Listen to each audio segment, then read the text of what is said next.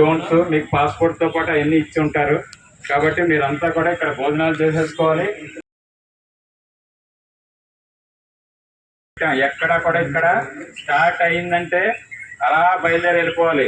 బండపేటలో mixture బాగుంటుంది.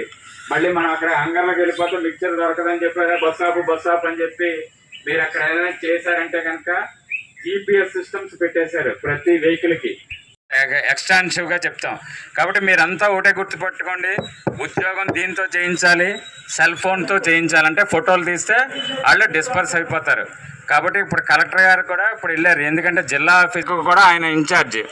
బాగా చేయండి. లాడ్జెస్లో ఎవరైతే లోకల్ రెసిడెంట్స్ ఉన్నారో వాళ్ళ మటుకే ఉంటారు.